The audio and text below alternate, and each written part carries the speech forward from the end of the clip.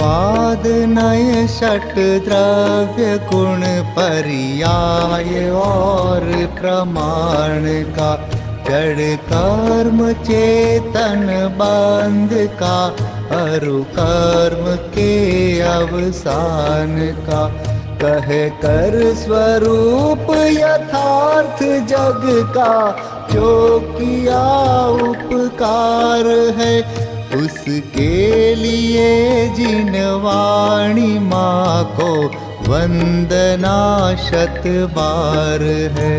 उसके लिए जिन वाणी माँ को वंदना शत बार है, वंदना शत बार है, वंदना शत बार है।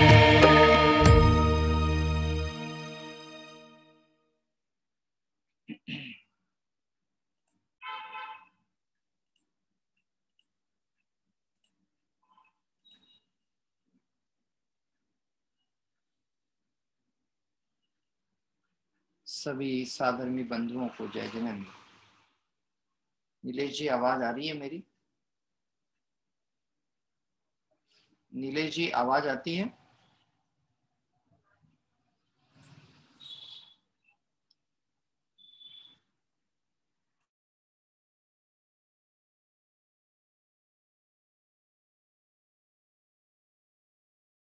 तो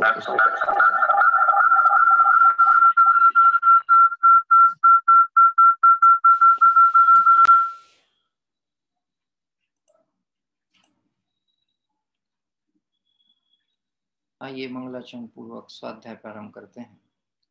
नमो अरिहंताणं नमो सिद्धाणं नमो आयर्याणं नमो वच्छायाणं नमो लोये सवसाहूणम् अरहंत सिद्ध सूर्य उपाध्याय साधु सर्व अर्थ के प्रकाशी मांगलिक उपकारी हैं।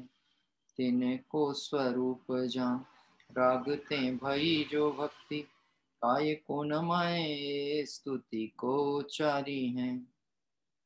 धन्य धन्य तुम ही से काज सब आज भय कर जोरी बार बार वंदना हमारी है।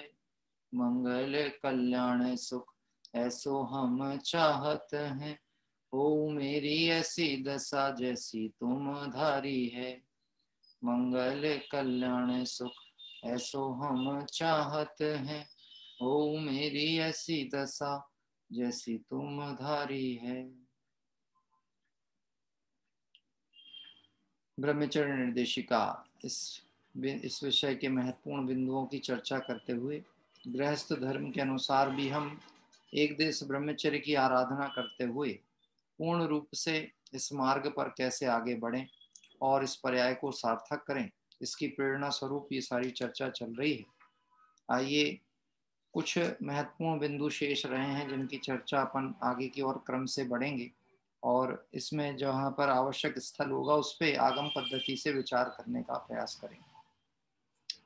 कल हमने जिस विषय पे चर्चा करते हुए आगे बढ़ रहे थे, 134 नंबर का बिंदु था, व्यवस्था में किसी एक को ही प्रमुख ना करें, जितेंद्रियता पूर्वक समानता का व्यवहार करने का प्रयत्न करें। वास्तव में निश्चित ही व्यक्ति को योग्यता के अनुसार उसके पद और कार्य दिए जाते हैं, लेकिन एक बात हमें समझना चाहिए, संसार अवस्था में इस जीव के परिणामों की तारतम्यता ऐसी होती है कि पद प्रतिष्ठा का व्यामोह जो होता है, इससे बच पाना बहुत पुरुषार्थ का काम है। और बहुतायत ऐसा होता है जब हम किसी संस्थान, संस्था या किसी सामाजिक दायित्व के अधिकारी बनते हैं और अधिक समय तक उस कार्य के प्रति हम एक स्वामित्व पने का भाव यदि अपने अंदर में रहता है कि मैं इसका कर्ता धरता हूँ, तो निश्चित समझना हम अपने लक्ष्य से पथभ्रष्ट हो सकते हैं। और बहुतायत ये समझ लेना, मंच, माला और माइक, ये जो तीन चीज होती है ना, ये बहुत खतरे की चीजें। कौन कौन सी? मंच, माला और माइक। मंच मतलब कोई पद, माला मतलब स्वागत सत्कार, और माइक मतलब ये बोलने का रोग। क्या कह रहे हैं? ये खतरनाक चीजें हैं। हमको ऐसा लगता है मैं इस संस्था का संचालक हूँ, मेरी कुशल नीतियों से संस्थाएं चलती हैं और लोग मुझे इस विषय पे बहुत प्रेरणा भी करते हैं, मेरा धन्यवाद भी ज्ञापित करते हैं, तो ये कार्य मुझे करते रहना चाहिए। आप ये समझ लेना, इन सब को यदि आचार्य देव की भाषा में हम बात कहें तो अपद पद में मत्त नित अंधे जगत के प्राणी। ये सब पद कौन से हैं? अपद पद। लौकिक पदों की तो चर्चा ही नहीं कर रहा है, उसमें तो मोक्ष मार्ग के लिए कहीं कोई स्थान ही नहीं है। लेकिन जो व्यवहार धर्म क्रियाओं से संबंधित पद भी हैं, जिसको ऐसा हम कहें धर्म आराधना संबंधित है, मंदिर की व्यवस्था है, संस्थाओं की व्यवस्था है, यह पद भी एक आत्मार्थी की दृष्टि से अपद पद है। अरे पंच परमेष्टि के पदों को जिन्हें परम पद की श्रेणी में कहा है, उसमें भी आचार्य का जो पद है उसे आचार्य स्वयं अपद मानते हैं, इसलिए सामान्य साधु बन करके और आराधना के माध्यम। आपको ये बात ज्ञात होगी ना, आचार्य जब भी समाधि भावनाओं के प्रति आगे बढ़ते हैं, अग्रसर होते हैं, समाधि अंगीकार करने का काल आ चुका होता है, तो ऐसे आचार्य पद के धारी मुनिराज भी आचार्य पद का त्याग कर देते हैं और किसी अन्य संघ में जाकर, जहां उन्हें कोई नहीं पहचानता, वहां किसी आचार्य के अंतर्गत दीक्षा अंगीकार कर लेते हैं और अपना आचार्य पद संघ के किसी योग्य और आचार्यत्व गुण से संपन्न किसी मुनि भगवंत को सौंपते हुए और निवृत्त होते हैं और ऐसे एकांत स्थान में चले जाते हैं जहां उन्हें कोई ना पहचानता। क्यों? क्योंकि किसी भी तरह का पदभार का विकल्प जो होगा वो आत्म आराधना में बाधक है। इसलिए निश्चित ही, अरे हम तो एक बात कहें, अपनी गृहस्थ की भूमिका में भी निवृत्ति का विकल्प यदि नहीं आता है तो पूरा जीवन इसी में चले जाने वाला है। कैसे? ऐसा लिखा है, यदि घर गृहस्थी के जीवन में भी हैं, परिवार परिजनों के साथ में भी हैं, तो सांसारिक विकल्पों से तो पहले बचना और कदाचित उसके बाद अपने गृह संबंधी कर्तव्य भी होते हैं तो उसको सीमांकित करके उससे निवृत्ति का परिणाम लेना।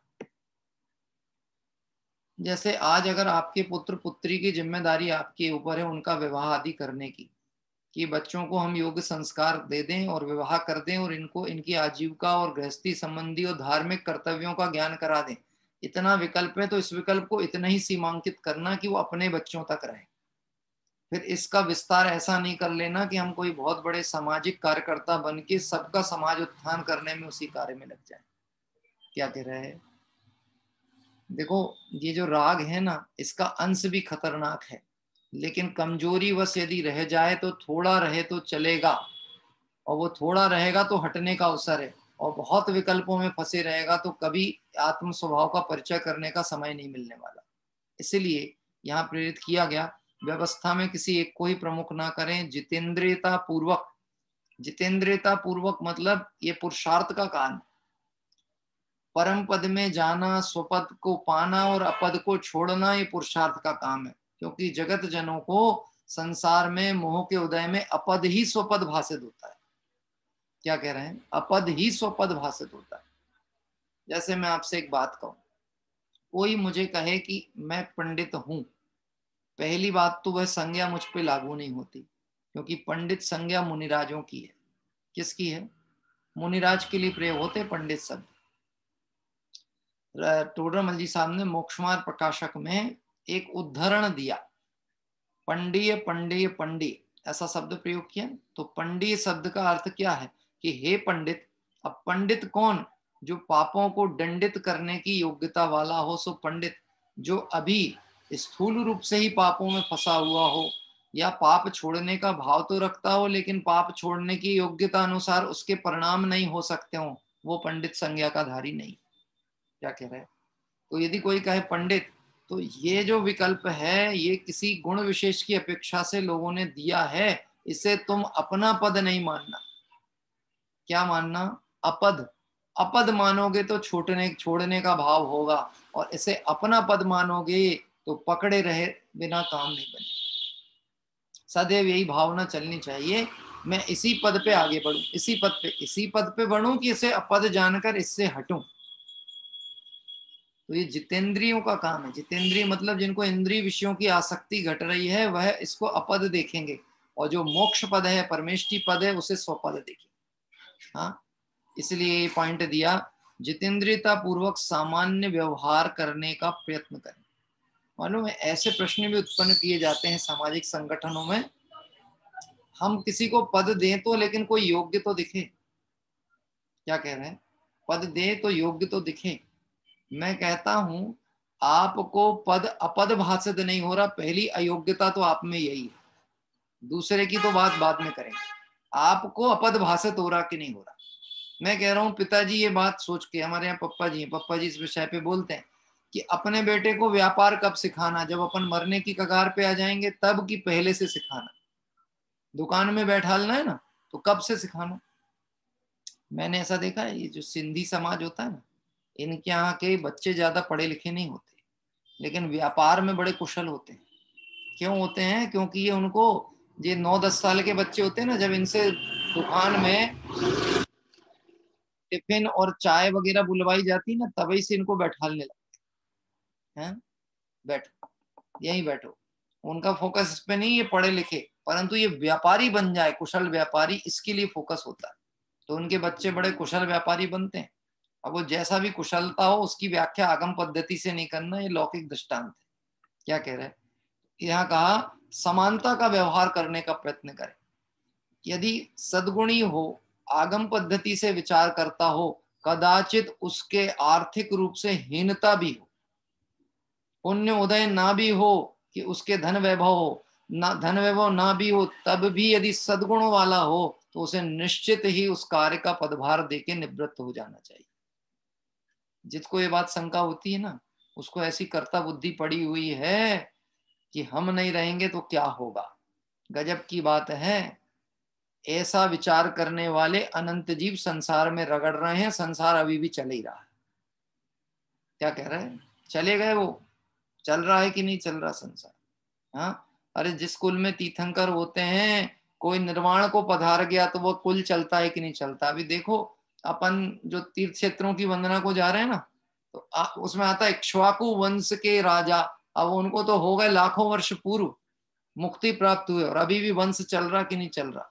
तो वंश इसलिए चल रहा है कि उनने दी थी गद्दी, कि इसलिए चल रहा है कि योग्यता थी और योग्यता के अनुसार वह कार्य संचालित होता है। सीधी सी बात है। इसमें एक बात कही जा रही है, ब्रह्मचर्य की भूमिका में पद व्यामोह से ग्रसित नहीं होना, इसे अपद जानकर इससे बचना, और यदि कोई जिम्मेदारी अपने ऊपर है तो उसे किसी को सौंप करके आगे बढ़ जाना। देख, धार्मिक आयोजनों में भी प्रमुख ना बने, मात्र उपदेश ही दें या निर्देशन दें। एक ब्रह्मचारी की भूमिका की तरफ से बात है। गृहस्थ की भूमिका में उसके कर्तव्य हैं, उसका निर्वहन भी उसे करना पड़ता है, पर ब्रह्मचारी की भूमिका में पंडित साहब ये कह रहे हैं कि किसी भी कार्य में, पद में कोई आयोजन हो तो उसमें प्रमुख ना बने। देखो मैं उसका एक नेगेटिव पॉइंट बताता हूँ। प्रमुख बनने में यद्यपि समाज तो चाहेगी कि आप प्रमुख रहो, लेकिन प्रमुख बनने में या पदभार संभालने में सबसे बड़ा नुकसान पदाधिकारी को ही होता है। क्यों साहब? पदाधिकारी को नुकसान। पंचकल्याणक प्रतिष्ठा महोत्सव अपने, हाँ, और आपके ऊपर जिम्मेदारियां हैं कि आयोजन पूरा सफल होना चाहिए। तो मैं आपसे ईमानदारी से एक बात पूछूंगा, आप कितने देर स्वाध्याय में बैठ सकते हो, कितने कार्यक्रम को देख सकते हो, कितने कार्यक्रमों में विशुद्धि के लिए योग्य परिणाम सजा सकते हो? क्योंकि अपने ऊपर क्या चल रहा है, जिम्मेदारी का बोझ। हाँ, क्या कह रहे हैं, जिम्मेदारी चल रही है। आपने देखा जो व्यक्ति स्वधर्मेंद्र बनता है ना पंचकल्याणक में, या और इंद्र पद आदि पे होते हैं, उनके ऊपर बहुत जिम्मेदारी, बहुत कार्य। सभाओं की व्यवस्था देखना है, सभाओं में संवाद कौन से होंगे, एक तो आदत नहीं है तो याद करना है। तो पता लगता है स्वाध्याय जिस समय चल रहा है ना, उस समय बैठ करके वो अपनी 3 लाइन रखते रहते हैं पर्दे के पीछे बैठ के।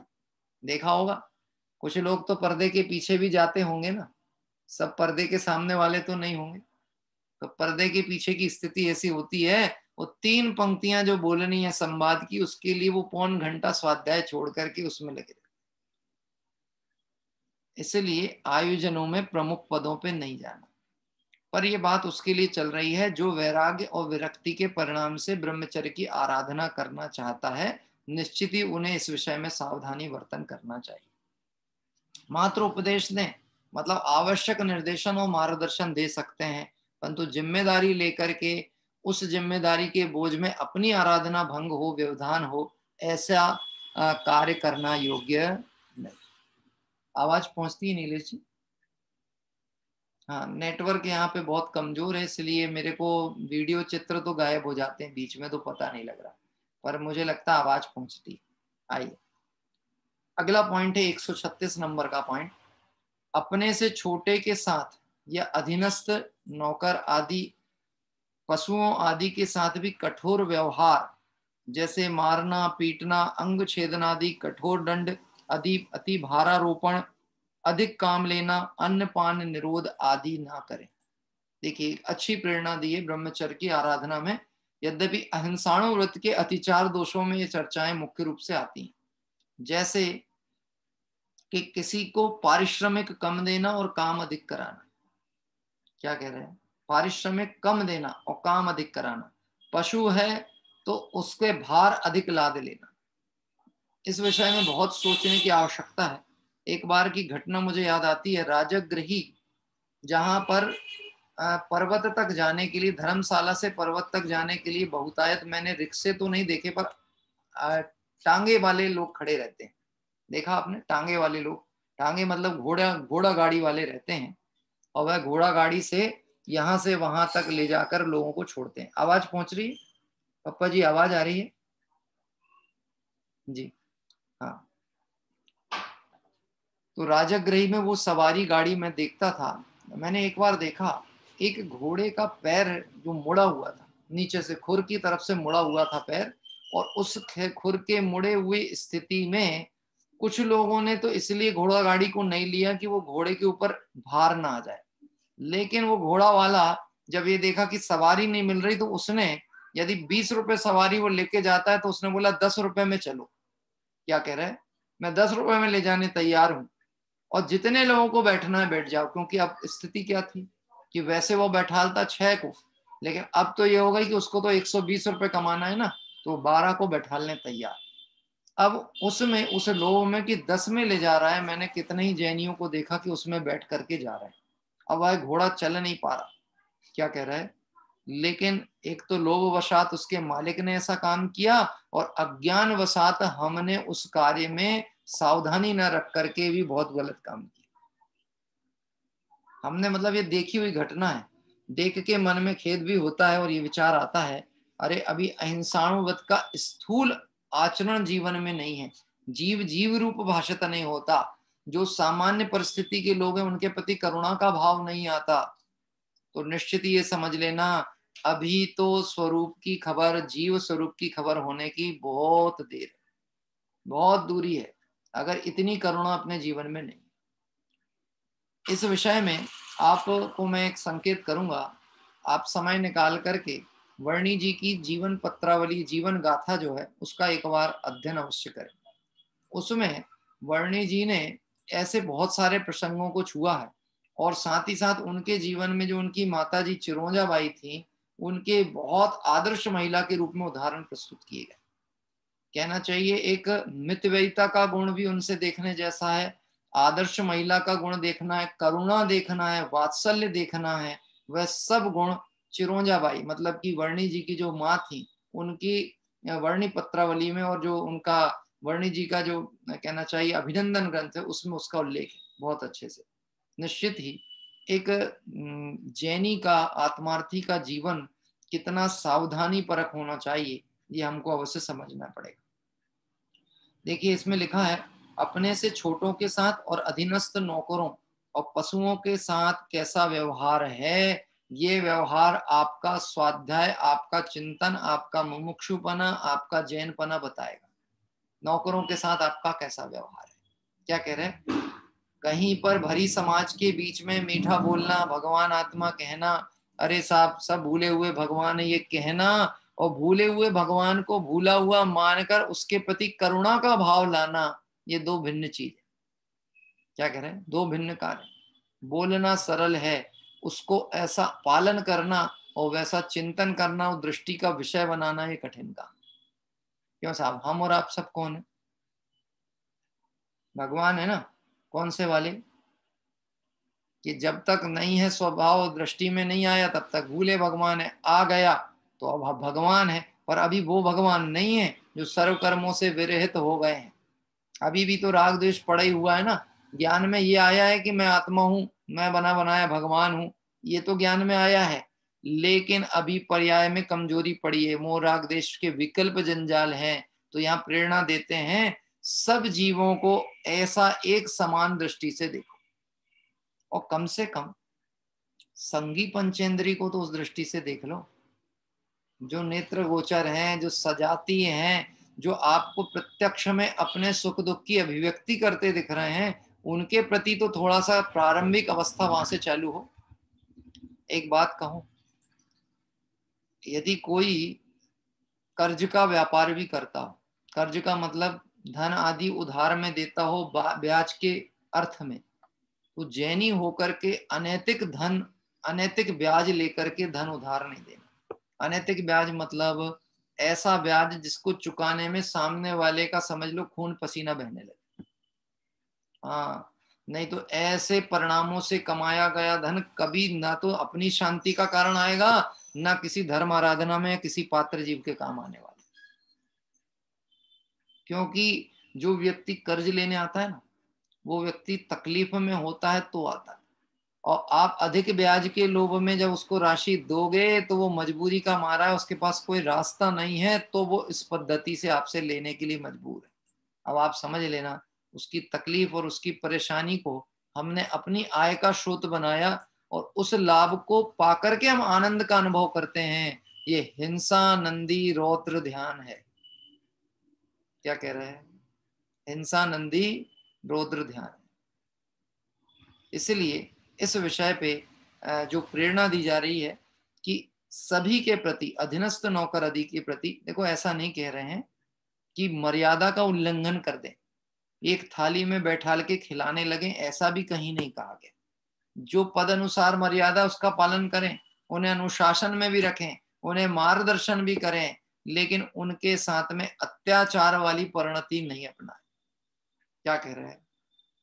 जैसे आज अपन ने दिन भर के लिए अपनी दुकान में कोई नौकर को काम पे रखा है, अब ये निश्चित ही है कि हम उसे दुकान संबंधी कार्य के लिए रखें, दुकान संबंधी कार्य के लिए रखें। यदि उससे अतिरिक्त कार्य अन्य कराते हैं तो उसको उसके बदले में अन्य हमको शुल्क, सेवा शुल्क उसको देना चाहिए। हाँ, ऐसी स्थितियां देखी मैंने। पिताजी बताते थे कुछ कुछ प्राचार्य ऐसे होते थे कि उनके जो स्कूल के चपरासी हैं उनको घर में बुलवा के झाड़ू पोछा तक कराते। क्या करें? घर में झाड़ू, घर में आके करो, नहीं तो तुम्हारे जो EL, CL या छुट्टियां होती ना, उसको हम पास नहीं करेंगे। मैंने प्रत्यक्ष देखी हुई घटनाएं हैं, इसलिए बात आपसे कहता हूँ। हाँ, आप अधिकारी नहीं हो उस चीज की। वह सेवा सिर्फ वो शासकीय सेवा या आपके अधीनस्थ ऑफिशियल काम के लिए है, उस पे अति भारारोपण करके और अपन पाप का बंध नहीं कर। ऐसी यहाँ प्रेरणा दी गई।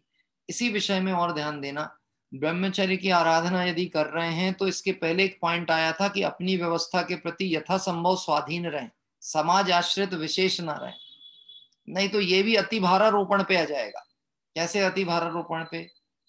नियम हमारा है, पालन हमको करना है, हमारी सामर्थ्य ना हो और हो तो भी हम स्वयं तो उसके लिए श्रम ना करें, समय ना दें, और दूसरे को उस कार्य के लिए जिम्मेदारी पे लगा दें। क्या? आप बहुत सावधानी से समझना, इसमें किसी पद की गरिमा को खंडित करने का भाव नहीं है, लेकिन पद को महिमा मंडित करने की बात अवश्य है कि जो चीज शक्य ना हो उसकी भावना करें, उसका त्याग कर दें। दृष्टांत दिया था कि यदि आपके अध पहले घी का नियम है कि हम अध पहला घी ही लेंगे, इसके अलावा नहीं लेंगे, तो यदि वो सहज उपलब्ध नहीं हो पा रहा, उसकी व्यवस्था सहज नहीं बन रही है, तो समाज को इसके लिए परेशानी हो ऐसा काम नहीं करना, मना कर देना। क्या मना कर देना? हमारा उसके बिना चल जाएगा, आप इस विषय में बहुत विकल्प नहीं करें। बात ख्याल पड़ती? हम उसके बिना चला सकते हैं। मैंने आपको बताया ना, जैसे दूध है, अभी हम 10 लक्षण पर्व है, अष्टानी का पर्व है, चतुर्दशी है, हम चाहते हैं कि बिल्कुल मर्यादा का एकदम प्रमाणिक दूध ही हमको मिले, यद्यपि 365 दिन ही हमें प्रयोग वैसा करना चाहिए, लेकिन कम से कम यदि व्रतों के दिवस में भी यदि कोई व्यक्ति पालन करता है और ये मानता है कि बिल्कुल अंतर मुहूर्त की मर्यादा का दूध ही हम उपयोग करेंगे, अब वो व्यवस्था किसी क्षेत्र विशेष पे नहीं हो रही है, तो इस बात का दुराग्रह छोड़ देना चाहिए कि हमारा तो दूध बिना नहीं चलता। हाँ, मैं आपको ऐसी घटनाएं, प्रसंग आपसे कहता हूं जिसको सोच के आपको विचार होगा। कैसे? विद्वान है तो उसका पद ऊंचा कहलाता है, क्योंकि वह तत्व के प्रति जागरूक है, जानकार है, तत्व का अध्येता है, तो उसका पद ऊंचा कहलाएगा, तो उसके कर्तव्य भी क्या होंगे? अधिक हो जाएंगे। अब ऐसी स्थिति कि आपका शारीरिक स्वास्थ्य ठीक नहीं है और आपको कहना चाहिए कि बिना हरी सब्जी आदि के नहीं चलता, तो फिर ऐसा विधान है कि आप 10 लक्षण पर्व में बाहर ना जाएं, प्रवचनार्थ ना जाएं। क्यों नहीं जाएं? क्योंकि आप वहां जाओगे और समाज के बीच में यदि ये व्यवस्था या चर्चा जाएगी कि इनका स्वास्थ्य अनुकूल नहीं है, और इसके लिए इनके लिए अलग से सब्जी बनानी है। अब बहुतायत 10 दिनों में अनेक घरों में नहीं, लगभग जैनी के यहाँ किसी के यहाँ भी कहना चाहिए हरित काय का प्रयोग नहीं होता। ऐसा ही है ना, सचित त्याग चलता है।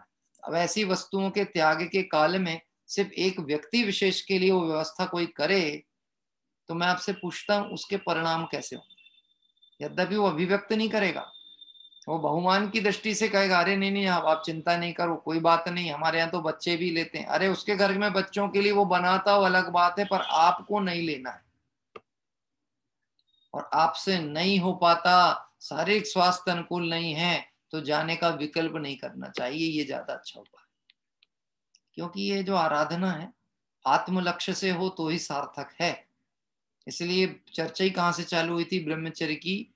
स्वलक्ष्य से होता है ब्रह्मचर्य, प्रसिद्धि के लिए नहीं है, जगत के लिए नहीं है, जगत को रिझाने के लिए नहीं, जगत की प्रशंसा पाने के लिए नहीं है, सिर्फ आत्म लक्ष्य हो तो ये वास्तव में सार्थक होगा। इसलिए देखिए यहाँ लिखा है, ऐसा अति भारारोपण किसी पे नहीं डालना, किसी के अधिकार का हनन नहीं करें, धरोहर ना हड़पें, ना मिलावट आदि अनेक निंद कार्य करें। किसको निर्देश किया जा रहा है? किसको? ब्रह्मचारी को। अपन कौन है कि यदि हम सदगृहस्थ हैं तो एक देश ब्रह्मचारी हम भी हैं, तो नियम निर्देश हम पे भी लागू होंगे। ऐसा नहीं समझना ब्रह्मचारी मतलब जिसने विवाह आदि को छोड़ दिया और कहीं एकांतवासी हो गया है, या समाज में कहीं पे धर्मशाला आदि में अलग एकांत कक्ष में, तब वो नहीं कह रहे, उसकी बात नहीं चल रही। उस पे तो लागू होगा ही, परंतु जो भी धर्म नीति से एक देश ब्रह्मचर्य अंगीकार करते हैं उनके ऊपर भी ये सारी बातें लागू होती। किसी के अधिकार का हनन नहीं करें, ये बात बहुत महत्वपूर्ण है। वास्तव में अधिकार हनन करना उस व्यक्ति की प्रतिष्ठा पे चोट देने जैसा काम। अधिकार हनन करना, जिसका जो अधिकार है उसका हनन नहीं करें। सामाजिक व्यवस्थाओं में आप ये समझ रहे हैं ना, वही समाज आगे बढ़ती है, सुदृढ़ होते हैं जहां के नेतृत्व इन विषयों पे सतर्क और सावधान होते हैं। अधिकार हनन किया, दूसरे के अधिकार क्षेत्र के काम में आपने हस्तक्षेप किया, ये मान करके अरे इनको अनुभव नहीं है, ये गड़बड़ कर देंगे। मालूम है सुमंत प्रकाश जी साहब जब छिंदवाड़ा आए थे अपने पंचकल्याणक प्रतिष्ठा महोत्सव की पूर्व तैयारी में, और एक दो जगह और मैंने देखा, परियुष 10 लाख क्षमा करना, पंचकल्याणक के पहले जब उनके व्याख्यान होते हैं उसमें वो एक बात उनकी चर्चा में आती है, धन को बिल्कुल मुख्यता नहीं देना इन आयोजनों। क्या कह रहे हैं? किसी कार्यकर्ता से कुछ नुकसान भी हो जावे तो उसका मनोबल ना गिरे। हम मंदिर बना रहे हैं पर कोई जीवंत भगवान आत्मा हमसे टूट के नहीं जाना चाहिए। क्या कह रहे हैं? मंदिर बना रहे हैं ना, तो मंदिरों में हमें भविष्य के भगवान आना चाहिए, जुड़ना चाहिए। कोई ऐसा ना हो कोई जीवंत भगवान आत्मा कोई छोटी सी बात को लेकर के कक्षाय कलोशाय हो जाए, क्लेश हो जाए और वो टूट जाए, तो समझ लेना कि पंच कल्याणक भी विफल हो गया और मंदिर बनाने का प्रयोजन भी सिद्ध नहीं हुआ। समूह शरण तो उसको कहते हैं जहां जातिगत बैरी आकर के भी अपना बैर भूल जाएं, और ऐसे आयोजनों में हम कोई कषाय का प्रसंग बना लें, ये बात कह करके कि इनकी अज्ञानता में इतना नुकसान हो गया इसलिए तो हम कह रहे थे इनको ये काम मत दो। क्या कह रहे हैं? ऐसे वचन कह करके किसी को आहत नहीं कर। देखो एक मैं आपसे बात कहता हूं, घर गृहस्थी में भी अगर सास अपनी बहू से इस ढंग का बर्ताव व्यवहार करे, बहू सास से बर्ताव करे, तो उनमें जो रिश्ता होगा वो कैसा होने वाला है? पुत्री और माँ के जैसा रिश्ता चलेगा। और अगर उन्होंने जरा स्वार्थ वृत्ति से चर्चा की, जैसे मैं एक दृष्टांत दूं जो मैंने सुना ही हुआ है दृष्टांत, कि बहू के हाथ से और कांच की बरनी गिर गई और बरनी में घी भरा हुआ था। कौन सा वाला? 16 का, है ना? तो 16 का है मतलब एकदम शुद्ध था, मर्यादित था, तो महंगा तो होगा ही ना, निश्चित ही है, 1000-1200 रुपए किलो का था। अब बहू से गिर गया तो क्या कहना चाहिए? क्या प्रतिक्रिया होनी चाहिए? पहले में पहली प्रतिक्रिया यदि ये निकल के आती है बेटा तुमको कहीं लगा तो नहीं, जो गया वो जाना था तो गया, उसका विकल्प नहीं करो, तुमको कहीं लगा तो नहीं, चिंता नहीं करना। अब वो कहेगी कि माताजी आपके पर्यूषण कैसे होंगे, 10 लक्षण कैसे होंगे? अब आपका तो बिना घी के आप तो बाहर का लेते नहीं हो, अब ऐसा कैसे होगा? ये बेटा चिंता नहीं करो, ये व्रत के दिन है, हम इसमें आराधना करने आए थे, भोग विषय के साधन के लिए नहीं आए थे। अच्छा हुआ एक रस और त्याग हो गया। एक पद्धति तो ऐसी, और दूसरी पद्धति ऐसी है कि गिरे गिरे हुए घी को समेटने का विकल्प करना, जो कि गंदा हो चुका है। तो उस विकल्प को समेटने के विकल्प में हमने पहले परिणति को गंदा किया, फिर वचनों को गंदा किया, फिर व्यवहार को गंदा किया, फिर अपशब्दों का प्रयोग किया, फिर कषाय कलुष बढ़े, और फिर बाद में जाकर के ना तो घी मिला, ना व्यवहार मिले, ना परिणाम मिला, तो बोलो फिर 10 लक्षण कैसे होंगे? कैसे होंगे? अच्छे होंगे बुरे होंगे? हैं? मान लो बहू ने ऊपर ऊपर का उठा भी लिया, ऊपर ऊपर का, हैं? समझते हैं आप ऊपर ऊपर का उठाना किसको कहते हैं? हैं? ये बाजार में जा रहे थे और शक्कर का थैला फट गया, अब शक्कर बगर गई। अब थी 3 किलो शक्कर, 5 किलो शक्कर थी, तो क्या करें? ऊपर ऊपर की उठा लो, नीचे की गंदी होगी, ऊपर की तो अच्छी है ना। हैं? ऐसे वो घी ऊपर ऊपर का उठा ले तुम्हारे ताने सुन करके, अब वो ऊपर ऊपर का घी देगी, अंदर के परिणामों की नरमाई और स्निग्धता नहीं है उसमें। क्या कह रहा है? क्योंकि परिणाम उसका विकृत हो गया। ना केवल हमारे 10 लक्षण बिगड़े, उसके भी बिगड़े, और ना केवल ये परिवार के बिगड़े, फिर वो परिवार की कड़ियां जहां जहां जुड़ती, वहां वहां तक कषायों की धाराएं पहुंच जाती। इसलिए कभी भी वस्तु से अधिक, व्यक्ति से अधिक कीमत वस्तु की कभी नहीं करना चाहिए। व्यक्ति से अधिक कीमत वस्तु की कोई कीमत ही नहीं है। वस्तु का क्या मूल्य है? हाँ, देखो एक पूजन में पंक्ति आई है, इस अर्घ का क्या मूल्य है अनर्घ पद के सामने। इस अर्घ का क्या मूल्य, इसकी क्या कीमत है? हैं? हमारा अपना कोई हमसे दूर हो गया, कोई मोक्ष मार्ग का आराधक हमसे हट गया, कोई हमारा भविष्य में समाधि स्थितिकरण कराने वाला हमसे हट गया, इससे बड़ा नुकसान कोई दूसरा नहीं है। चीज हाथ से जाती है तो चली जाए, और जाने वाली थी तो गई। हाँ? कार्य विकल्पों से नहीं होता, मूर्ख व्यर्थ ही बोझ हटता। विकल्पों से कार्य नहीं होता, कार्य अपनी स्वयोग्यता से होता है। इसलिए विकल्प अकिंचित कर हैं, व्यर्थ हैं, एकमात्र संक्लेश आदि परिणाम के कारण। देखिए आगे का पॉइंट आता, 137 नंबर का पॉइंट है, रसनेन्द्रिय की गृद्धता व्यवहार तथा परमार्थ का नाश कर स्वयं का हित करने वाली है और धर्म का उपहास कराने वाली है। कौन सी विषय? रसना इंद्रिय का विषय। यद्यपि 5 इंद्रियों में देखा जाए तो एक ही इंद्रिय है जो छुपी हुई रहती है। कौन सी? रसना। लेकिन इसके विषय प्रकट होते हैं बहुत ज्यादा। देखा आपने? रसना इंद्रिय तो मुंह के अंदर दिख नहीं रही, लेकिन इसके विषय हैं चारों तरफ। आप देखोगे जिसकी रसना इंद्रिय की आसक्ति है, उसको अपने रस संबंधी विषयों का परिणाम कैसा होता है। मैं आपसे कहता हूं, हलवाई की दुकान में सैकड़ों तरह की मिठाइयां रखी हैं, है ना? सैकड़ों तरह की मिठाइयां रखी हैं, है तो सब मिठाई, और मिठाई शब्द ही इसको कहते हैं जिसमें मिठास हो, उसी को तो मिठाई कहेंगे ना। फिर इतने सारे प्रकार, आकार, प्रकार, रंग, रूप क्यों उसके? क्योंकि उस तरह के विषय सेवन करने वाले जीव पड़े हुए। हाँ, ऐसा मैंने देखा, आजकल मिठाइयों को फलों के आकार में भी तैयार करते हैं। सीताफल का आकार है, तरबूज का आकार। अब मैं कहता हूं है तो वो मावा, मिठाई तो उसी की, लेकिन उसको इस ढंग से क्यों तैयार किया कि जो विषय लोलुपी जीव है ना, उसको उस विषय में सिर्फ रसना इंद्रिय नहीं, एक इंद्रिय के विषय की आसक्ति में सर्व इंद्रियों की ग्राहकता आ जाती है। चाहिए तो था मुंह में मिठास का स्वाद, पर उसके साथ में आकार, प्रकार, रंग, ये सब जुड़ गए उसके साथ। मालूम है, ये रसना इंद्रिय को छोटा अपराध में नहीं गिना, बड़ा विकल्प में गिना। इसका अभ्यास, त्याग अभ्यास पहले से होना चाहिए।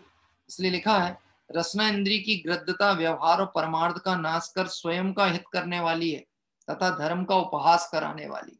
उम्र बढ़ती चली जाए, ऐसी स्थिति भी देखने में आई होगी कि मुंह में दांत नहीं हो और पेट में आत नहीं हो, है, और खाए तो पचे नहीं लेकिन छोड़ा जाता नहीं,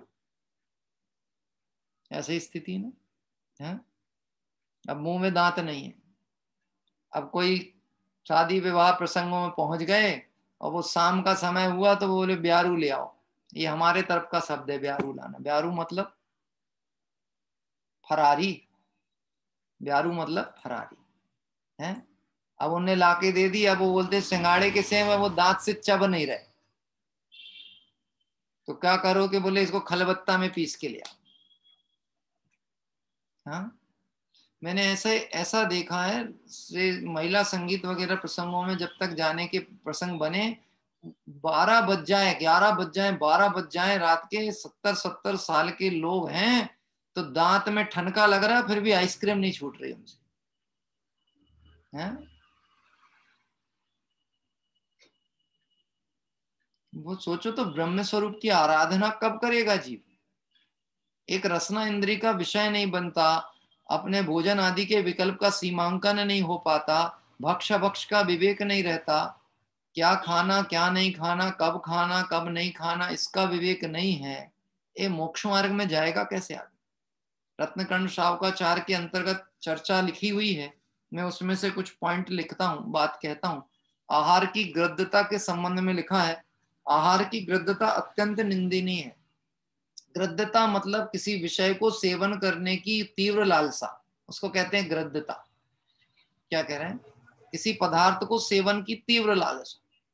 मैं आपसे ईमानदारी से बोलूं, साबूदाना हो गया, दही बड़ा हो गया, द्विदल पदार्थ हो गए, है ना, और आजकल जो वर्तमान परिवेश में चाइनीज फूड के नाम पर जो अभक्ष चल रहा है, ये सब चीजें हमारे ज्ञान में आने पर भी, जिनवाणी में स्वाध्याय में सुनने के बाद भी नहीं छूटती है, तो निश्चित ये समझ लेना। यहाँ पर एक पंक्ति लिखी है जिसको मैं पढ़ रहा हूं कि आहार के लंपटी की तीक्ष्ण बुद्धि भी मंद हो जाती है, बुद्धि विपरीत हो जाती है, सुमार्ग छोड़कर कुमार्ग में प्रवीण हो जाता है, धर्म से परान्मुख हो जाता है।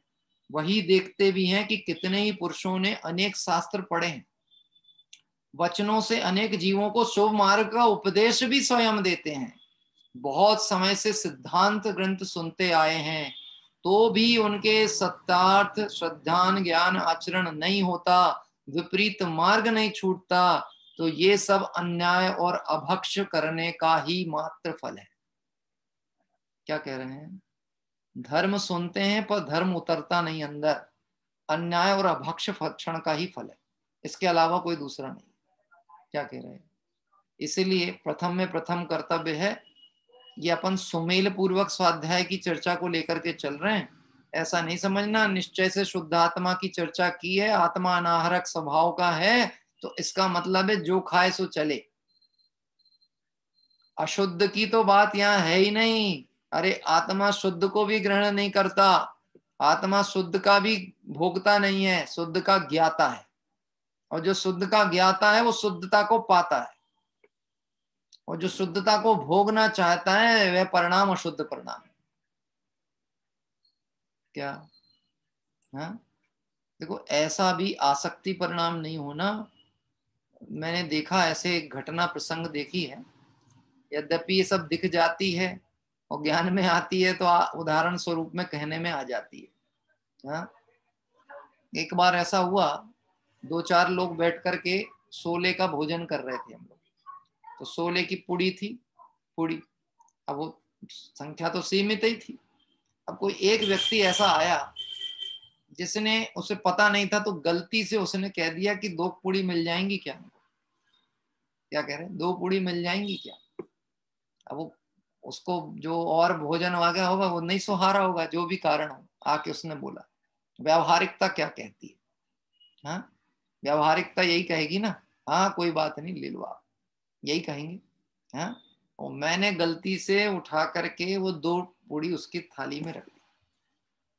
एक माता जी थी, तो बस उनका पारा गर्म हो गया, जो सामने बैठी थी ना, जिनने थोपी थी, क्या करी थी, हैं, बुंदेलखंड में रोटी बनाते कहते थोप लो थोप लो, कितनी थोप लो कि जरा अच्छी पसेरी भर के थोप लो, 2-4 पसेरी की बना लो।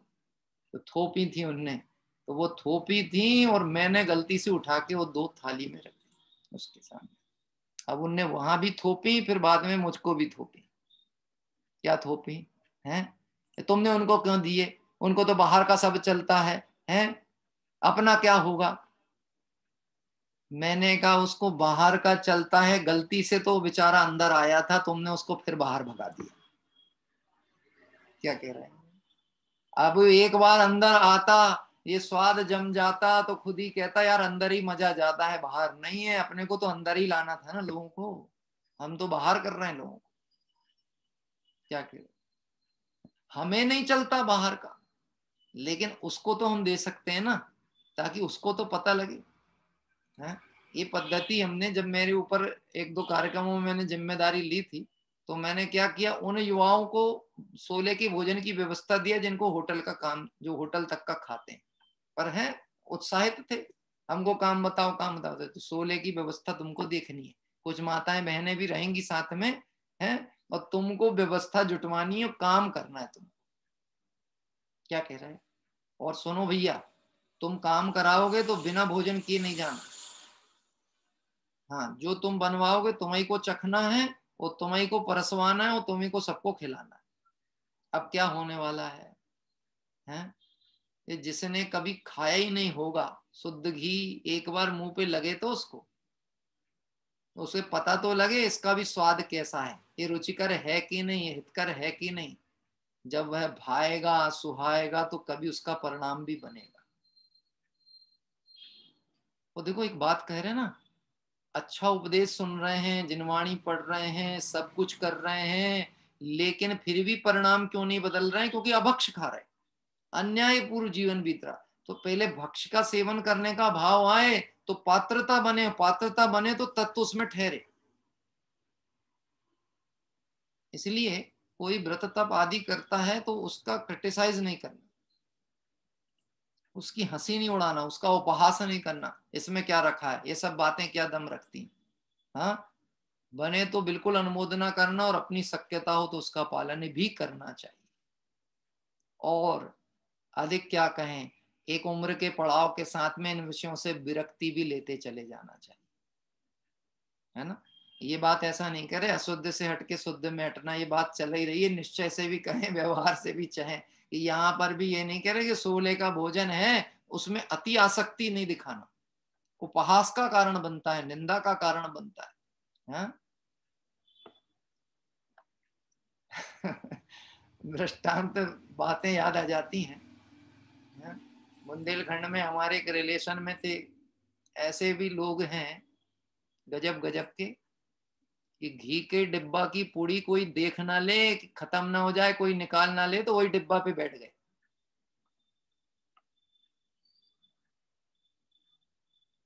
क्या कह रहे, सच घटना बता रहा हूँ।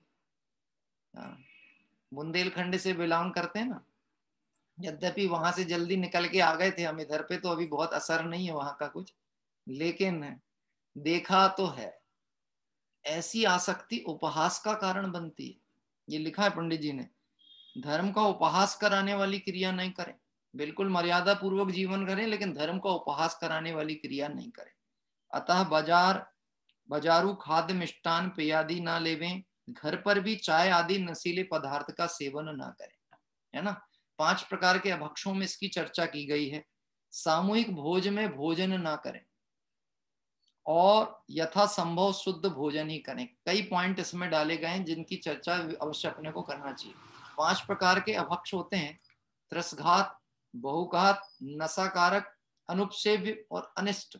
इसमें इस बिंदुओं में कुछ पॉइंट इसमें डाले गए। क्या कहा गया है? पहले तो बाजार के पदार्थ को नहीं सेवन करना। इसके अंतर्गत बोलो क्या आएगा, त्रसघात आएगा कि बहुघात आएगा? बाजार के पदार्थ में कि दोनों आएंगे, दोनों आएंगे, त्रसघात बहुघात। अभक्ष मूल अभक्ष ही है बाजार का सारा पदार्थ, बाजार के पदार्थ, त्रसघात बहुघात। उसके बाद आया है सामूहिक भोजन में भोजन नहीं करना। सामूहिक भोजन में इसलिए नहीं करना क्योंकि वहां पर उस तरह से परिमार्जन नहीं हो सकता है भोजन आदि का जैसा आप घर में करते हैं। मैंने आपसे कहा था ना, बहुतायत लोगों के भिंडी आदि का भी उपयोग नहीं है, छोड़ करके रखते हैं, लेकिन कोई कदाचित लेता भी होगा तो उसको सामूहिक में तो कभी नहीं खाना चाहिए। इसलिए नहीं खाना, वहां पे शोधन हो ही नहीं सकता किसी कीमत में। भाजी है, पालक की भाजी है, ऐसे पदार्थों का हो ही नहीं सकता शोधन, संभव ही नहीं है, क्योंकि बहुत राशि बहुत मात्रा में बननी है, कैसे शोधन करोगे क्या। और इस विषय में एक विचार समाज के पदाधिकारियों को अवश्य कर लेना चाहिए। जो भी धार्मिक अनुष्ठानों में आयोजनों में भोजन बनता है वह सात्विक, मर्यादित और सीमित बनना चाहिए। वहां व्यंजनों की होड़ नहीं मचाना कि सब्जियां 3 प्रकार की बनेंगी। मैं इस विषय में मुझे एक याद आता है, अपन कुंदाद्री पर्वत पर दर्शन को जाएंगे, कुंद आचार्य का जो जहाँ ग्रंथ रचना हुई थी उस स्थल पे। वहां पे मैं जब था बेंगलोर में, एक बार मैं वहां की वंदना को गया था। शिमोगा डिस्ट्रिक्ट है बेंगलोर से 400 किलोमीटर दूर वहां। तो वहां पर मैंने देखा था, मतलब सिर्फ जानकारी मुझे लगी थी कि वहां दक्षिण भारत के लोगों का एक शिविर लगता था। एक शांति पाटिल जी थे, कोई विद्वान थे, शांति पाटिल, मतलब अभी वाले नहीं। शांति पाटिल एक दक्षिण भारत में अलग थे, जो कि अध्यात्म के अच्छे अध्येता विद्वान थे। उन्होंने कई ग्रंथों का कन्नड़ भाषा में भाषा परिवर्तन भी किया था। उनके नेतृत्व में वहां शिविर लगता था और उस पर्वत पे 400-500 लोग वहां पहुंचते थे। क्या कह रहे हैं, वहां पे ऊपर पर्वत पे रहते थे। मैंने वहां का भोजन का मेन्यू देखा था, क्या भोजन पद्धति होती थी। हाँ, एम बी पाटिल, अर्चित जी ने बताया। हाँ, एम बी पाटिल, क्षमा करना, शांति पाटिल नहीं, एम बी पाटिल। ये अर्चित भंडारी ना अपने बेंगलोर से, उन्होंने किया है कंफर्म, बहुत अच्छा। एम बी पाटिल जी ये थे, उनके द्वारा मैंने ये सुना था। बहुत सादा भोजन वहां पर होता था। 9 से 10 घंटे तो स्वाध्याय होता था पर्वत पे। रहने का कोई स्थान नहीं, खुले आसमान के नीचे लोग रहते थे 8-8, 9-9 दिन। और उस समय वहां पर वन्य पशुओं का भी भय रहता था, सिंह आदि का। उसके बाद भी लोग निर्भीक होकर के उस पर्वत पे खुले स्थानों में रहते थे। और मैं वो कुंड वगैरह अपन जब क्षेत्र पे जाएंगे तो दिखाएंगे, जहाँ के कुंड से पानी से भोजन बनता था, जिसका मैंने दृष्टांत सुबह दिया था ना समय सार कलश में, कि ऊपर काई हो और नीचे उसके बाद शुद्ध जल हो। वो दृष्टांत वहां घटित होता है। वहां इतना सात्विक भोजन की व्यवस्था होती थी कि वह भोजन प्रमाद का कारण ही ना बने। हाँ, जहां तक मुझे मालूम है, कुछ स्मरण में आता है कि वहां पे दूध वगैरह तो मिलता ही नहीं था, क्योंकि पर्वत पे ले जाएंगे कैसे, व्यवस्था ही नहीं है। सब्जियां भी नहीं पहुंच पाती थी, तो सिर्फ एक दाल। और वहां तो साउथ दक्षिण भारत है, तो वहां चावल भर मिल गया और दाल मिल गई, बस इतने में काम होता था। और दोनों टाइम वही व्यवस्था। क्या, और एक नमक का डिला। मुझे ध्यान है, मैं सबसे पहले जब यहाँ पहुंचा था, अपन कुंद आचार्य की विदेह गमन क्षेत्र पे गए थे ना, क्या नाम था उसका, पौन्नूर, बहुत अच्छा, पौन्नूर मलई। पौन्नूर मलई की जब हम वंदना करके पर्वत से नीचे उतरे, उस समय अनंत भाई का और ये जो अपना मंदिर है वो सब संकुल व्यवस्थित नहीं था, उस समय कुछ भी नहीं थी। उस समय जब उतर के आए थे तो वहां पे ही जो एक कहना चाहिए पुराना मंदिर था, वहां किसी से बोल के भोजन की व्यवस्था की गई थी। तो वहां भोजन पद्धति मैंने देखी कैसे, चावल उबाल के रख दिया उनने पानी में, और सेंधा नमक नहीं था तो सीधा सेंधा नमक का डिल्ला दे दिया, एक नमक का डिल्ला, चावल रख दिया और दाल का पानी, और वो डाल दिया और वो एक उसमें आपको दे दिया, ये आप भोजन करो। अब वन पूछे मिर्ची है तो एक लाल मिर्ची, सीधी सूखी लाल मिर्ची लाके दे दी। क्या कह रहे हैं। अब आपसे मैं एक बात कहता हूं, ये कोई पद्धति नहीं है, लेकिन हमारे धार्मिक आयोजनों में पदाधिकारी अपना कर्तव्य है व्यंजनों की लिस्ट लंबी ना करें, सीमांकित और मर्यादित भोजन बनाएं, जिससे लोग उससे संयम आराधना की भावना से अंगीकार करें, विषय पोषण के लिए ना करें। नहीं तो ऐसा हो जाए, आज तो बढ़िया मजे का दिन है, क्योंकि आज साधर्मी वात्सल होना है मंदिर में, क्योंकि घर में भोजन बनाना नहीं, आज तो अब मंदिर ही का है, वहां की व्यवस्था, सारा कार्यक्रम के बाद वहीं भोजन करना है। बज गए 12, लगी है जम के भूख, और उसके बाद व्यंजनों की लंबी लिस्ट है। तो बोलो विषय सेवन का परिणाम चलेगा कि जो धर्म आराधना की है उसके अनुसार तप संयम की आराधना होगी। एकमात्र विषय सेवन का परिणाम होता है। हाँ? इसलिए ऐसी व्यंजनों की लिस्ट नहीं बनानी चाहिए। कम से कम धार्मिक आयोजनों से तो सुधार चालू कर ही देना चाहिए। देखिए, और यथासंभव शुद्ध भोजन ही करें। खड़े खड़े, अगला पॉइंट, खड़े खड़े चलते फिरते जूते आदि पहने, हाथ पैर धोए बिना ना खाएं और ना एक थाली में खाएं। 5 प्रकार के भक्ति की चर्चा चल रही ना, उसके अंतर्गत ये बात आगे बढ़ रही है। खड़े खड़े भोजन नहीं करना। देखो, दिगंबर मुनिराज खड़े खड़े करें तो उनके एक गुण कहलाता है। शेष 7 गुण में, है ना, खड़े हुए आहार लेना ये मुनिराज का एक गुण है। और गृहस्थ की भूमिका में खड़े होकर के भोजन करना ये अवगुण है। कैसे करना? कि विधि पूर्वक बैठ करके ही भोजन करना चाहिए, खड़े होकर के भोजन करने का विधान नहीं। लोग ऐसा कुतर्क करके इसकी हंसी भी उड़ा लेते हैं। चलो, कम से कम जब से बफर सिस्टम आया है तो हमारे अंदर एक गुण तो प्रकट हो गया ना। कौन सा वाला? मुनिराजों का। कल्पना कर सकते हो मुनिराज का वह गुण क्या है और क्यों वो खड़े होकर के आहार करते हैं? हाँ? डॉक्टर साहब ने आहार दान के पंचकल्याण के प्रवचनों में इसकी व्याख्या अनेक बार की है। आप उस विषय को विस्तृत सुन सकते हैं। उसमें से एक पॉइंट पर मैं कहूंगा कि मुनिराज खड़े होकर आहार इसलिए लेते हैं क्योंकि गृहस्थों के घर उनके बैठने के लायक होते नहीं। क्या कह रहे हैं? गृहस्थों के घर उनके बैठने के लायक नहीं होते, इसलिए वो खड़े खड़े आहार लेते हैं। और दूसरी बात, जैसे किसी व्यक्ति को जल्दी कहीं जाना हो, उससे बार बार बोलो बैठ तो जाओ बैठ तो जाओ, तो बार बार खड़ा हो जाता है। मुनिराज नगर में रहना नहीं चाहते, मजबूरी है इस देह के लिए, आहार आदि के लिए, तो आते हैं तो जल्दी से लें और चले जाएं, इसलिए बैठते ही नहीं। लेकिन ये बात मुनि धर्म के अनुसार है, क्योंकि वहां पर उनके समिति गुप्ती आदि का पालन है, वैराग्य परिणाम है, विषय सेवन की आसक्ति घट गई है। और हमारा खड़े खड़े भोजन लेना ये हमारी प्रमाद का प्रतीक। किसका प्रतीक है? प्रमाद का। जूते चप्पल पहन करके लेना तो फिर अशुद्धि आदि का तो कोई विधान बचा ही नहीं। क्यों साहब? गजब की बात है।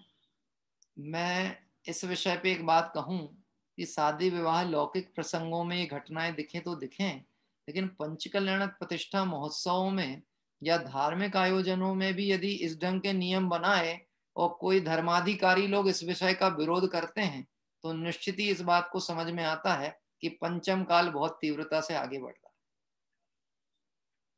क्या कह रहे हैं? यानी कोई इस बात का विरोध करे, अरे नहीं नहीं वो संभव नहीं है, प्रैक्टिकेबल नहीं है, वो ऐसे बैठ गाल के नहीं सबको खिला सकते हैं, वो तो आप जिसको जैसी सुविधा है वैसा करने दो। एक बात ये समझ लेना, जब भी राजमार्ग या सिद्धांत के साथ समझौते होंगे उससे निश्चित ही धर्म की हानि होती ही होती है। अन्य मतों में आपको आज भी देखा जाए तो उनके जो कुछ दृढ़ नियम है वह उसको पालन करवाते हैं, उसको आपको पालन करना पड़ेगा यदि उनकी आस्था के अनुसार चलना है तो क्या जैन सिद्धांत के अपने कोई सिद्धांत नहीं है, मर्यादाएं नहीं है? नीलेश जी, है कि नहीं है? तो यदि हम पदाधिकारी हों कहीं समाज के तो उसको पालन कराना, और ऐसा लगे कि नहीं होता पालन तो पद छोड़ देना। अपने माथे पे अपराध नहीं लेना कि कहीं मार्ग भ्रष्ट हो जाए तो उसका निमित्त कारण हम नहीं बनना चाहते। हाँ, इसलिए ये सावधानी से प्रवर्तन करने की प्रेरणा दी है। खड़े खड़े चलते फिरते जूते आदि पहने, हाथ पैर धोए बिना ना खाएं और एक थाली में भोजन नहीं करें। क्या होता है एक थाली में भोजन करने से? बता सकते हैं आप कोई? प्रमोद जी, एक थाली में भोजन करने से क्या होता है पता? हाँ बताओ। वो एक दूसरे की कार उसमें प्रवेश कर जाती है। वो तो ठीक है, ये तो आपकी तो वो तो अभक्ष हो गया पंडित जी। हाँ, दुनिया में क्या चर्चा चलती है एक थाली में भोजन करने से क्या होता है? नहीं पता आपको? एक थाली में भोजन करने से कहते प्रेम बढ़ता है। क्या कह रहे हैं? प्रेम बढ़ता है। ऐसा कहा जाता है। एक थाली में भोजन करने से प्रेम बढ़ता है, कि निश्चित ही संसारियों का प्रेम बढ़ता है और वो इस प्रेम के चक्कर में फिर ऐसी जगह में पहुंच जाते हैं जहां पे एक श्वास में और एक शरीर में रह करके ही जन्म मरण होना पड़ता है। एक थाली में भोजन करने को अनुपसेव्य में गिना गया। अनुपसेव्य, अनुपसेव्य मतलब जिसका सेवन उत्तम पुरुष बुरा समझे ऐसे लोक निंद पदार्थ को अनुपसेव्य कहा जाता है। अनुपसेव्य मतलब लार मल मूत्र आदि, इसको अनुपसेव्य गिना गया है।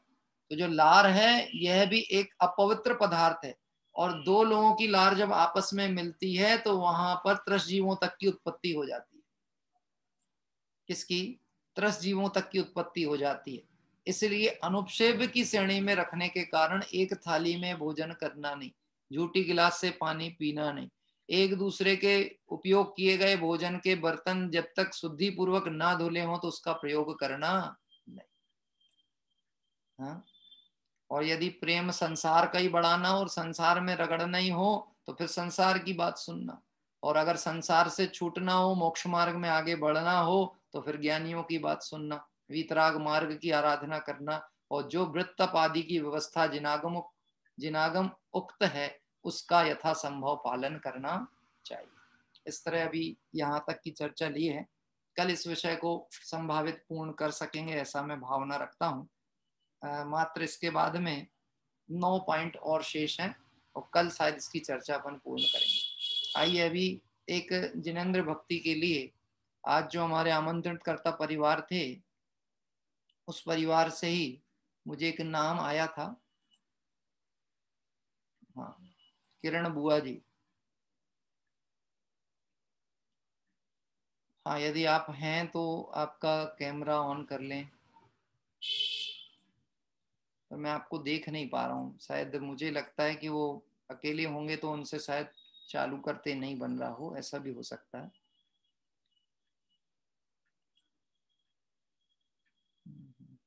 कोई बात नहीं, चलिए हम उनका अवसर पाके लाभ लेंगे। और किसी को भक्ति लेने का भाव हो, जिनकी तैयारी हो, तो वो अपना हाथ ऊपर उठाएं।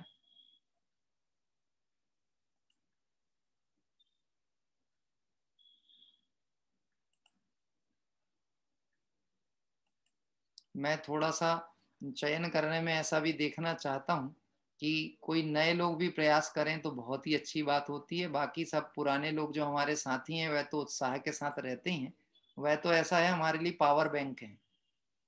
पावर बैंक मतलब लाइट चली जाए तो वो सपोर्ट दे ही देते हैं, लेकिन कम से कम कोई नया व्यक्ति चालू हो जाए तो बहुत ही अच्छी बात है। चलिए कोई बात नहीं, हम सतीश जी बेलोकर हमारे साथ जुड़ते हैं, उनको मैं आमंत्रित करता हूँ। सतीश जी लीजिएगा, माइक अनम्यूट कर लीजिए। भाई साहब सभी को जय जिनेंद्र। जय जिनेंद्र साहब, जय जिनेंद्र। आदरणीय राजेंद्र जी भाई साहब जी की भक्ति है, गुरुदेव आए रे। चलिए लीजिए। गुरुदेव आए रे बड़े ही सौभाग्य से, गूंजे गया भारत सारा ओंकार नाद से, गूंजे गया भारत सारा ओंकार नाद से। शुभाचार धर्म बनकर बैठा चुपचाप था, बाह्य व्रत में ही माना मुक्ति का माप था। वीतराग ज्ञान जागा तेरे ही प्रताप से, गूंज गया भारत सारा ओंकार नाद से, गूंज गया भारत सारा ओंकार नाद से। करता कर्म की भ्रांति करती हैरान थी, ज्ञाता स्वभाव से हूँ दुनिया अनजान थी। करता कर्म की भ्रांति करती हैरान थी, ज्ञाता स्वभाव से हूँ दुनिया अनजान थी। चेतन है जानन हारा बतलाया शान से, गूंजेगा भारत सारा ओंकार नाद से, गूंज गया भारत सारा ओंकार नाद से। लाए ते संग में गुरुवर सीमंधर देशना, चेतन रस झरती वाणी हरती भव वेदना। लाए ते समय गुरुवर सीमंधर देशना, चेतन रस वाणी हरती भव वेदना।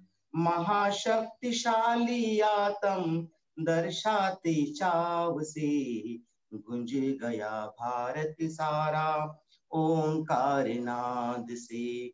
गुंज गया भारत सारा ओंकार नाद से। करुणा का सागर गुरुवर अंतर में डोलता, समझो समझो रे भाई जीवन अनमोल पा। करुणा का सागर गुरुवर अंतर में डोलता, समझो समझो रे भाई जीवन अनमोल पा। रत्नत्रय दाता तेरा आत्म भगवान रे, गुंज गया भारत सारा ओंकार नाद रे। गुंज गया भारत सारा ओंकार नाद रे। वाणी में श्रुत की लब्धि समतारस घोलती, कुंद कुंद अमृत चंद्र के हृदय को खोलती। वाणी में श्रुत की लब्धि समतारस घोलती, कुंद कुंद अमृत चंद्र के हृदय को खोलती। परमामृत प्याऊ खोला महा उपकार रे, गुंजे गया भारत सारा ओंकार नाद से। गुरुदेव आए रे बड़े ही सौभाग्य से, गुंज गया भारत सारा ओंकार नाद से। गुंज गया भारत सारा ओंकार नाद से। जय जय। सुंदर भक्ति गुरुदेव श्री का स्मरण करते हुए अभी हमारे सतीश जी बेलोकर जो कि हमारे साथ डासाला महाराष्ट्र से जुड़ते हैं, उनके द्वारा ली गई। आदरणीय पंडित राजेंद्र कुमार जी साहब के द्वारा गुरुदेव श्री के उपकार दिवस के प्रसंगों पर ये भक्ति का सृजन हुआ था। शुभाचार धर्म बनकर बैठा चुपचाप था, बाह्य व्रत में ही माना मुक्ति का माप था। वास्तव में जगत जो है सत्य से अनभिज्ञ था। सत्य कोई नया नहीं आया और कोई गुरुदेव ने सत्य कहीं से लेकर के आए हो ऐसा नहीं। ये तो मूल दिगंबर आमनाय की बात थी। मार्ग तो भगवान महावीर का ही था। हम पंथ भूल गए थे, हम मार्ग को भूले बैठे थे। उन्होंने हमें मार्ग का ज्ञान कराया। तो जो ज्ञान कराता है उसके प्रति भी यथायोग्य विनय का परिणाम आता है।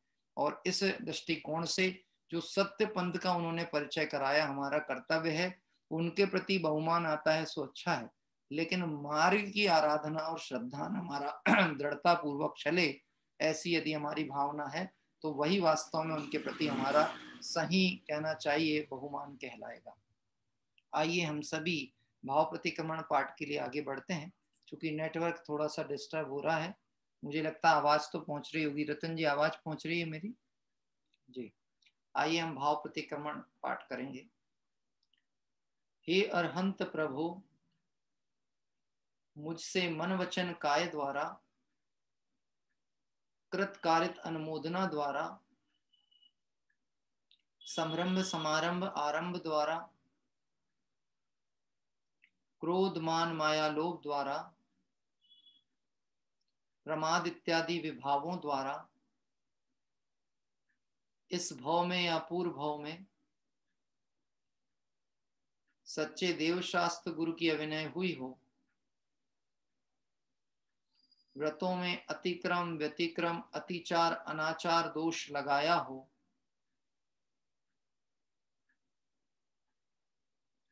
एकेंद्रिय से लेकर पंचेंद्रिय तक किसी भी जीव की हिंसा हुई हो, विराधना हुई हो, दिन या रात में लगाए सर्व दोषों का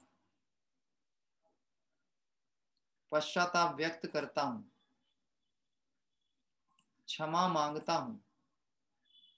वह मेरे सभी दोष मिथ्या हों, मैं मुझ में रहूं, इस प्रकार मैं इन सभी दोषों का प्रायश्चित करता हूं। ओम नमः सिद्धेभ्य।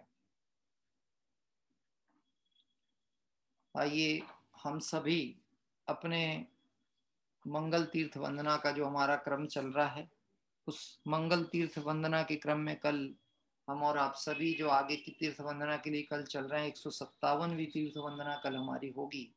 उसके लिए हम सभी पहुंच रहे हैं उत्तर प्रदेश के सौरीपुर बटेश्वर नामक के क्षेत्र पर, जो कि नेमिनाथ भगवान की दो कल्याणक स्थली के रूप में प्रसिद्ध है। गर्भ कल्याणक और जन्म कल्याणक नेमिनाथ भगवान का इस पवित्र क्षेत्र पर हुआ था। साथ ही ये क्षेत्र सिद्ध क्षेत्र भी है, मतलब भगवान के कल्याणक की अपेक्षा अतिशय क्षेत्र भी है और सिद्ध क्षेत्र भी है। तो सिद्ध क्षेत्र का जो उल्लेख यहाँ प्राप्त होता है, सुप्रतिष्ठित मुनिराज को यहाँ केवल ज्ञान हुआ था और उन्होंने यहीं से सर्वज्ञ दशा को प्राप्त किया। साथ ही मुनि श्री यम धन्य मुनिराज ऐसे नाम से मुनिवरों का उल्लेख यहाँ प्राप्त होता है, जिन्होंने यहाँ से सिद्ध पद को प्राप्त किया। ऐसे इस पवित्र क्षेत्र पर हम कल सभी प्रातः काल हमारे दो परिवार आमंत्रणकर्ता के रूप में हैं, जिनकी मंगल भावना के साथ इस क्षेत्र के दर्शन पूजन के लिए कल हम सभी जुड़ेंगे। आइए अभी हम सभी माँ जिनवाणी की भक्ति करते हुए अभी का स्वाध्याय सभा को विराम लेते हैं। मैं भक्ति की पंक्तियां यहीं से पढ़ रहा हूं क्योंकि नेटवर्क बहुत डिस्टर्ब हो रहा है, तो आप तक आवाज पहुंच जाए इतनी मेरी भावना है। ध्यानत राय जी की एक छोटी सी भक्ति है, उसकी कुछ पंक्तियां पाठ करेंगे। वे प्राणी सो ज्ञानी जिन जानी जिन वाणी, वे प्राणी सो ज्ञानी जिन जानी जिन वाणी, जानी जिन वाणी और मानी जिन वाणी, जानी जिन वाणी और मानी जिन वाणी, वे प्राणी सो ज्ञानी जिन जानी जिन वाणी। चंद्र सूर हूँ दूर करे नहीं अंतरतम की हानि, चंद्र सूर हूँ दूर करे नहीं अंतरतम की हानि, वे प्राणी सो ज्ञानी जिन जानी जिन वाणी, वे प्राणी सो ज्ञानी जिन जानी जिन वाणी। पक्ष सकल नए भक्ष करत है शादवाद में सानी, पक्ष सकल नए भक्ष करत है शादवाद में सानी, वे प्राणी सो ज्ञानी जिन जानी जिन वाणी, वे प्राणी सो ज्ञानी जिन जानी जिन वाणी। ध्यानत तीन भुवन मंदिर में, ध्यानत तीन भुवन मंदिर में, दीवट एक बखानी, दीवट एक बखानी, वे प्राणी सो ज्ञानी जिन जानी जिन वाणी, जानी जिन वाणी और मानी जिन वाणी, जानी जिन वाणी और मानी जिन वाणी, वे प्राणी सो ज्ञानी जिन जानी जिन वाणी। आइए नमोकार मंत्र का पाठ करते हुए काय उत्सर्ग करेंगे। ध्यानत राय जी की ये बहुत ही सुंदर भक्ति, जिनवाणी माँ की स्तुति।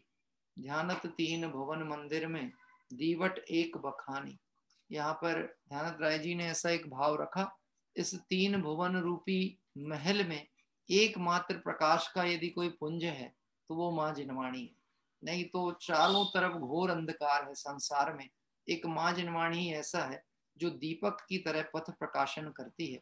ऐसी जिनवाणी माँ स्यादवाद नए गर्भित जिनवाणी माँ को हम भावपूर्वक वंदना करते हैं। काय उत्सर्ग द्वारा णमुकार मंत्र का पाठ।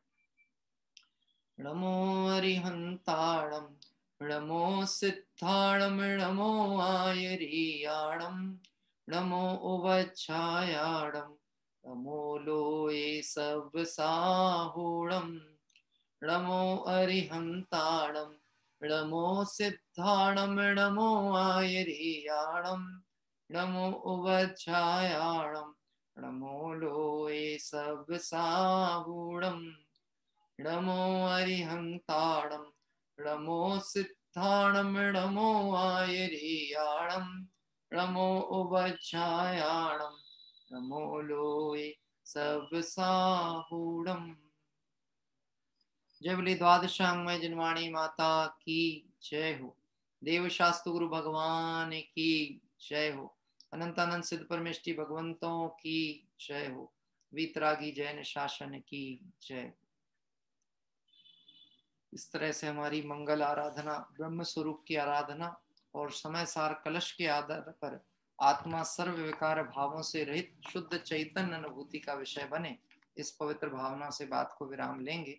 मेरा अनुरोध है, जो साधर्मी बंधु विगत दिवसों से स्वाध्याय परिवार से जुड़ करके उसकी हम प्रत्येक गतिविधि में जुड़ते हैं, वह तो उनका उत्साह निरंतर वृद्धिगत होता रहे, ये निश्चित है।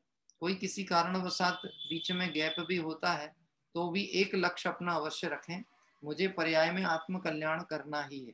इसीलिए स्वाध्याय पद्धति की जो क्रम है उसमें तो कम से कम आप जुड़ने का प्रयास अवश्य करें, क्योंकि स्वाध्याय ही एक ऐसा माध्यम है जिसके द्वारा हम अपने परिणामों की संभाल कर पाते हैं। निश्चित ही हम और आप सभी भव्य जीव हैं।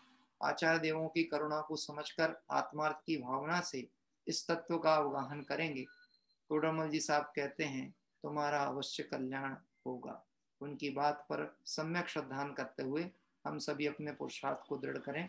इसी मंगल भावना से विराम लेते हैं। सभी साधर्मियों को जय जय।